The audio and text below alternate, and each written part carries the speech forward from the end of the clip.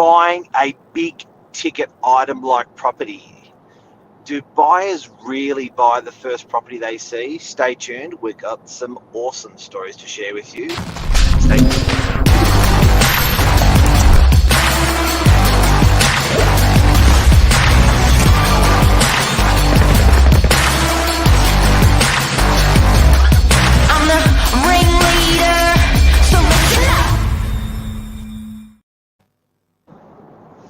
Good morning. How are ya? I'm good. How you going? Good. Is this true, Michael? Does this really happen? Do buyers come through and spend $500,000 or $1 million? And the first one they've seen, first time in the marketplace, they walk through the first property, go, yep, this is the one, ready to buy. Here's the offer. Let's go. The short answer is most of the time, no. But yes, it does happen as well. We've had instances where it does happen. And the buyer that's, so what are the differences between, so we were talking off air about a passive buyer and an active buyer in real estate. I think for people watching, sometimes it's hard to explain. I think for people watching, there's a certain type of buyer that you really want to hunt for with your marketing, your agent to hunt for. So I think understanding this psychology is super important. We're going to whip through it within a couple of minutes. Yeah. So guys, just to lay, I guess, a bit of groundwork with it so we're all on the same page. In real estate, when we're looking at buyers, there's an active buyer and there's a passive buyer. So I'll go through active and I'll let Mark go through passive. An active buyer is someone that's there in the marketplace actively looking. So this is someone that has got their finance approval, knows that, okay, this is the rough type of property I'm looking to buy. Let's say it's a first home buyer wanting to buy a 1-bedroom unit. They're on realestate.com every day. They're looking all over everyone's social media platforms. They're looking everywhere they can to find property. They're coming into the real estate agent's office to have a chat with them. They're coming through all your open homes, and they're very, very well in tune with the price as well. They know what next door sold for. Because of the internet these days, people have so much access to information. So the active buyer is someone that's out there in the marketplace. They've got all the information and they know what they're looking at. Very, very different to the passive buyer. I think it's sort of like, if I can pre-package it this way. Have you ever gone to a Bunnings store to buy something and walked out with 5 items? Yes. So the active purchase was, I need screws. I need to buy some screws this size. And the passive purchase is, oh shit, that's really good, and I'll grab that. Oh my God, that's well priced. I'll grab that. So with property, the buyer that buys on that impulse isn't comparing dollar for dollar hard. They're not going to 30 or 40 open houses and looking for the one. The passive buyer is actually going, you know what, that suits our lifestyle, I'll buy that. Bang! They're straight in on it. The active buyer has been to 30 open houses, 40 open houses, out every weekend, 9 weekends in a row, ducks lined up. They're lining it up a bit harder than the passive. So the passive's powerful. The passive's real powerful. And I think convenience feeds the passive buyer. When you're open on a Sunday, when you're open on a Wednesday, when they see it in the corner of their eye on social media, when they get something in the letterbox, they think, shit, that suits. That's that sort of passive buyer that pays top dollar. Correct. And that's the buyer as an agent, you got to work for. You got to work harder to find them. Because people, in terms of, as you guys know, with real estate agents, all the marketing that we all do, especially here at Novak, obviously very heavy on our social media marketing also. And the reason why we do it is not just because we like seeing our faces on the internet, but it's because it helps target these people that are out there that maybe aren't actively looking, yet they do transact real estate. Like Mark said, the amount of times we've sold property because someone said, hey, I was a neighbor in the street, came through an open home on a Sunday because they were just walking past, and they know someone that ends up buying the property, or they buy it themselves. or the letterbox drop, or someone that sees it pop up on their Facebook feed and goes, oh, what's that? I'm going to look into that further. And then that ends up being the perfect property and they buy it. The amount of times these have happened, countless. And the lovely thing for people that are out there selling is that's something you really want to tap into and harness, because off the whole topic of buying the first property, you say, are you serious? There are people out there that when they find that right property, even though they didn't know they were looking for it, they do make that jump, and it's that perfect match. Look at Lisa Novak. She said she sold a $21.5 million property that way. Absolutely. They weren't even looking. They weren't even hunting, but it worked. Can I suggest something? It's pretty hard when you go to an IKEA store. This gives you an example of the psychology of buying.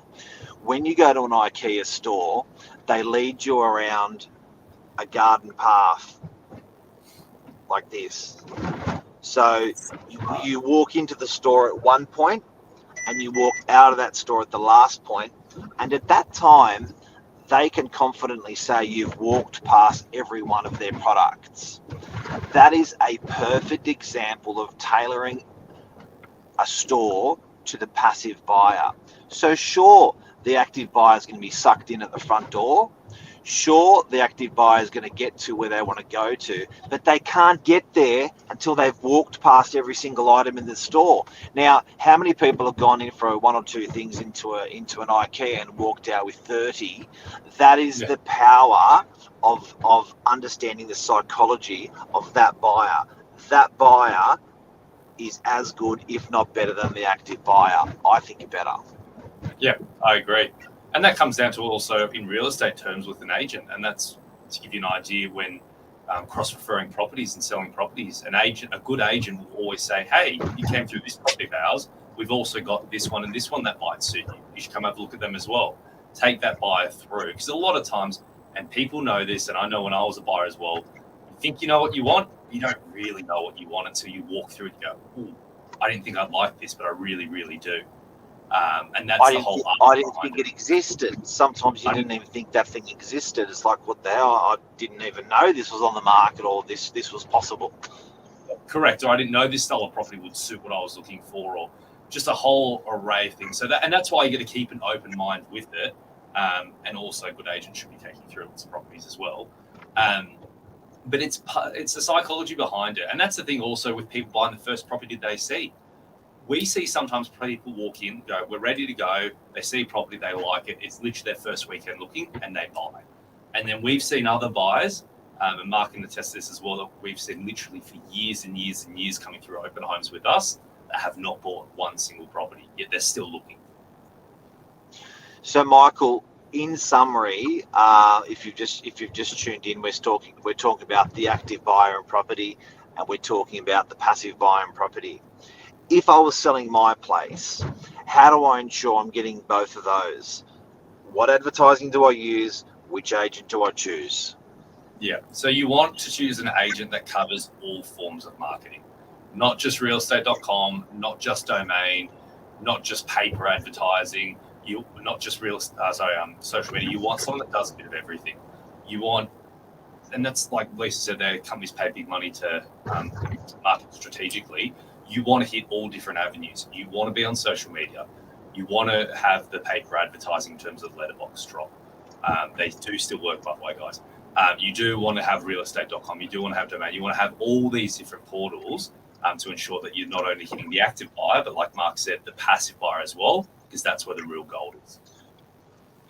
And that's why I think sometimes, people think you typically go through a 4-week campaign, that, then you sell it, and that sort of works well. But sometimes you just get that person that's out of their mind, wants to buy it straight away. They're a passive type of buyer. Sometimes you get them a week or two after the auction. One thing I do have to say, the active buyer is attracted by most agencies. You whack it on realestate.com, you whack it on domain, do some photos, do a floor plan, you're there. That's what everyone's doing. Everyone's doing. And you know what? They're doing it sort of okay, or I'd even say pretty well. But the agent that is attracting that passive buyer, that's the secret sauce. That's what's going to make you the money. That's your insurance policy. That's your backup. So when you're searching for a real estate agent, make sure their active buyer campaign is strong. And that's pretty obvious what you want. You've seen it before. But that passive campaign, you've got to make sure that's bulletproof as well. And a perfect example I can give you is every agent does social media, but not every agent does it well. And that's that power of attracting the passive buyer. Signage out the property, lots of signage, letterbox drops, getting onto the phones and calling every buyer on the database and saying, I've just got something. You asked me to keep an eye out for you, and I've got something that comes up. SMS campaigns, but that animal social media is where it starts, and that doesn't mean putting it on Facebook and putting $50 behind it. That means you've got to have an account that's super active in your local community, and it's actually going to find that prospective purchaser out there in a passive manner. Correct. The whole reason why you employ a sales agent is to sell your property. We're not marketeers for your property. We're here to sell the property. And that involves all those things that Mark just said. When you're on the phone telling people, hey, come and have a look at this. If it was that easy, then we wouldn't have a job. So there's an art behind it. You need to hit all those different avenues to have a successful campaign and get that locked up price. And that art really is an art, mate. You're absolutely right. But thank you for coming on today, everyone. I hope we helped you a little bit on that psychology. It's happening under your nose everywhere you turn. So if you can master that with property, it'll make you more money when you're selling property. That's it. Thank you, Mark. See you, Michael. Cheers. Bye, everyone. Have a great day.